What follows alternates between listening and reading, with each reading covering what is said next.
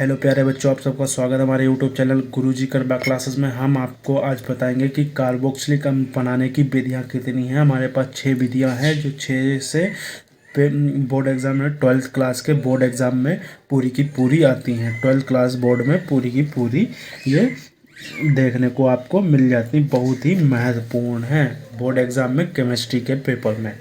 ठीक है, तो आपको इसमें सबसे अच्छे तरीके से इन्हें याद करना है, सबसे अच्छे तरीके से। और इसमें जो 6 अभिक्रिया कराऊंगा इसमें से आपको एक ना एक ज़रूर बोर्ड एग्ज़ाम में मिल ही जाएगी। ठीक है, पहली मैंने अभिक्रिया कराई है प्राथमिक अल्कोहल व एल्डिहाइड से। ठीक है, प्राथमिक अल्कोहल व एल्डिहाइड से। ठीक है, इसमें क्या करना है, 1 डिग्री अल्कोहल का प्रबल ऑक्सीकरण कराने पर कार्बोक्सिलिक अम्ल प्राप्त होता है। ठीक है, कार्बोक्सिलिक अम्ल प्राप्त होता है, यानी कि एसिटिक जिसमें COOH लग जाता है वो कार्बोक्सिलिक अम्ल बन जाता है। ठीक है, इसमें CH3CH2OH एथेनॉल की अभिक्रिया CrO3H2SO4 की उपस्थिति में कराते हैं, तब हमारे पास एसिटिक अम्ल प्राप्त हो जाता है और जल प्राप्त हो जाता है। ठीक, इस तरह आप बना के लिख सकते हैं। कैसे? जब हम एथेनॉल की अभिक्रिया CrO3H2SO4 की उपस्थिति में कराते हैं तो एसिटिक अम्ल प्राप्त होता है और जल प्राप्त होता है। या आप इस तरह लिख सकते हैं, 1 डिग्री अल्कोहल का प्रबल ऑक्सीकरण कराने पर कार्बोक्सिलिक अम्ल प्राप्त होता है। सेकंड नंबर पे डालनी है जो हमारे पास बनेगी एल्डिहाइड का ऑक्सीकरण कराने पर। ठीक है, ऑक्सीकरण कराने पर ये प्राथमिक अल्कोहल व एल्डिहाइड का ऑक्सीकरण कराने पर, प्रबल ऑक्सीकरण कराने पर हमें ये प्राप्त हुई है। ठीक, और दूसरी है एल्डिहाइड का सिर्फ ऑक्सीकरण कराने पर। ठीक है, तो हम लिखते हैं इसमें एल्डिहाइड एल्डिहाइड एल्डिहाइड का ऑक्सीकरण K2Cr2O7 और H2SO4 के साथ कराने पर कार्बोक्सिलिक अम्ल प्राप्त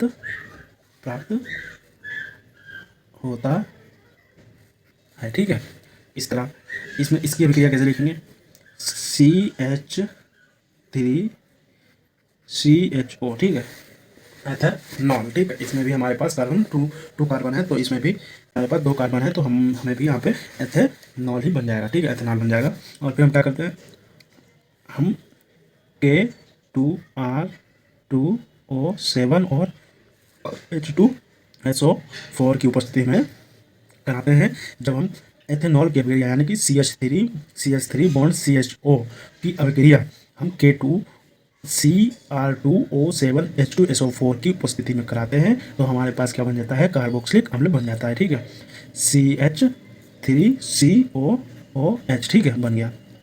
ठीक है, क्या बना, CH3COOH कार्बोक्सिलिक अम्ल बन गया। ठीक है, यह हमारे पास ऑक्सीकरण के द्वारा बनेगी। ठीक है, हमारे पास ऑक्सीकरण के द्वारा ये बनेगी।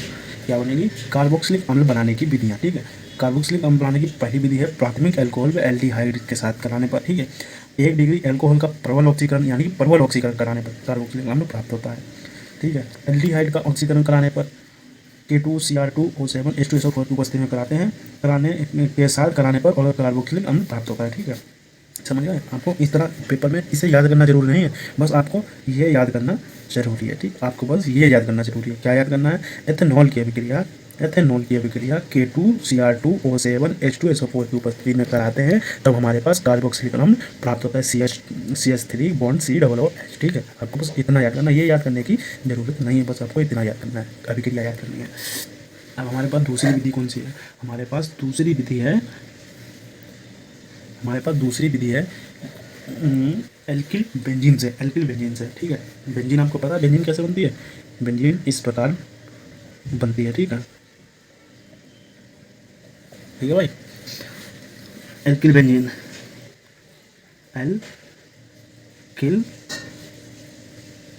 बेंजीन से, ठीक है, एल्किल बेंजीन से दूसरी अभिक्रिया है, सेकंड अभिक्रिया। इसके द्वारा हम कार्बोक्सिलिक अम्ल बनाएंगे। जब हम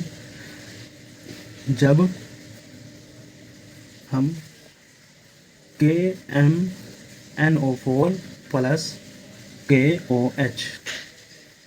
KOH बायर अभिकर्मक बॉयर अभिकर्मक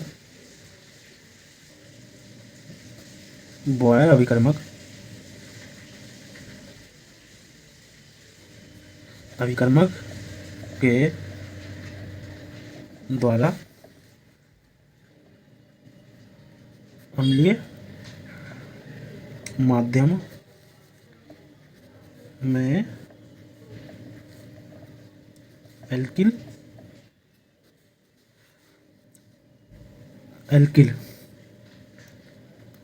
बेंजीन का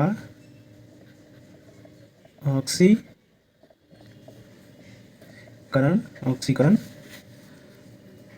कराने पर बेंजोइक अम्ल प्राप्त होता, ठीक है, बेंजोइक अम्ल प्राप्त होता है। अब इसमें क्या है, कैसे क्या है, जब हम बेंजीन की अभिक्रिया जब टॉल्विन की अभिक्रिया KMnO4 प्लस KOH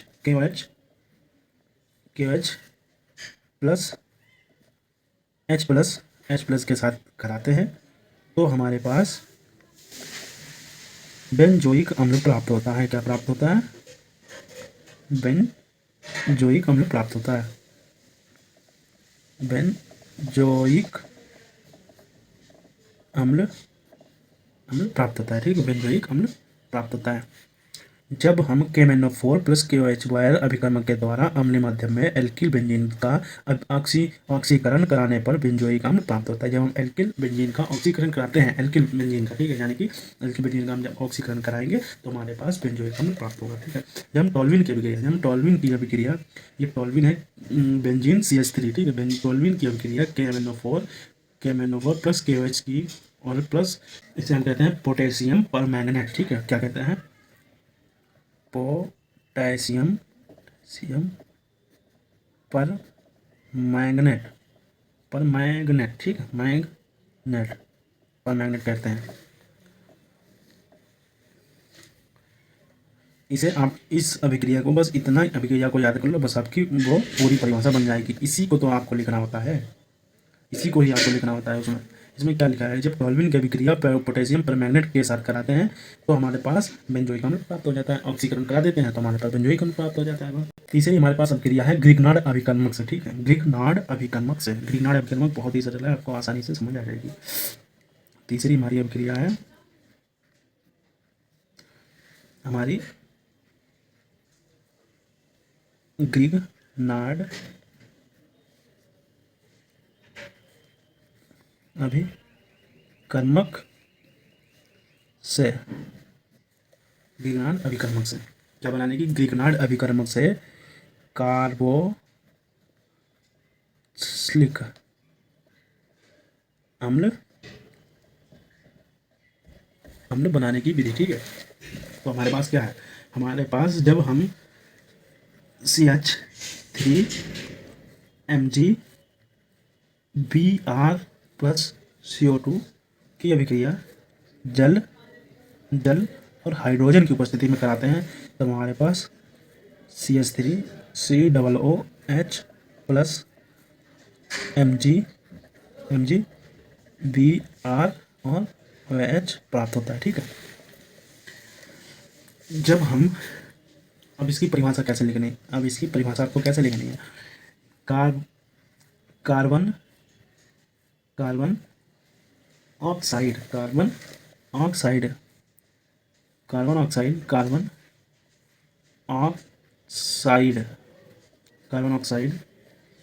की अभिक्रिया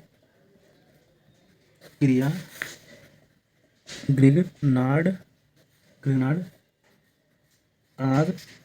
RMGX से, RX का मतलब BR, BR का मतलब लिगेंड्स, ठीक है, BR का मतलब लिगेंड्स से कराने पर जल अपघटन के बाद कार्बोक्सिलिक अम्ल प्राप्त होता है, ठीक है। ग्रीकनाल अभिकर्मक से कार्बोक्सिलिक अम्ल बनाने की विधि, जब इसकी अभिक्रिया से हम अपनी परिभाषा कैसे बना सकते हैं, CH3MgBr प्लस CO2 से अभिक्रिया कराने पर जल अपघटन के बाद हमारे पास कार्बोक्सिलिक अम्ल प्राप्त हो जाता है, CH3COOH प्लस मैग्नीशियम BrOH बन जाता है, ब्रोमाइड, मैग्नीशियम ब्रोमाइड बन जाता है। तो मैंने आपको ये हाथ से ही लिख कराई है, इसलिए टाइम लग रहा है। आपको ये 3 पहले याद करनी है, ठीक। कौन सी? पहले कार्बोक्सिलिक अम्ल बनाने की पहली विधि कौन सी थी? प्राथमिक अल्कोहल से। फिर दूसरी कौन सी थी? एल्किल बेंजीन से। फिर हमारी तीसरी कौन सी थी? तीसरी हमारी थी ग्रीकनार्ड अभिकर्मक से, थी। तो आपको पहले आज तीनों याद करनी है, फिर मैं कल आपको 3 और कराऊंगा। पेपर तक कितनी हो जाएंगी? अभी हमारे पास 2 महीने हैं, 2 महीने में हमारे पास कितनी हो जाएंगी? एक दिन में तीन होंगी, तो 3 धामन 30, 3 धामन 30, ठीक है। और 3 दानों 180 अभिक्रियाएँ हो जाएंगी, और 180 में से आप पूरी करके आएंगे, ये मैं गारंटी से कहता हूँ। 180 अभिक्रिया बहुत होती हैं, आप बस 3 आज के आज याद कर लो। मैं डेली 3 कराऊंगा 2 महीने तक, आपको इतने अच्छे से करा दूंगा कि आप सही में वहाँ पेपर में धूम मचा के आओगे, गजब करके आओगे, गजब। तो आपको 3 ये याद करनी है। नमस्कार। अगर आपको ये वीडियो अच्छा लगा हो तो प्लीज़ इस वीडियो को लाइक जरूर करें, और सब्सक्राइब भी जरूर कर लें, क्योंकि डेली ये तीन अभिक्रियाएँ होंगी, और हर तरीके की होंगी जो पेपर में हर साल आती हैं, वो हर साल होगी। आपको बस इसे सब्सक्राइब करना है, लाइक करना है, और ज़्यादा से ज़्यादा वीडियो को शेयर करना है। धन्यवाद।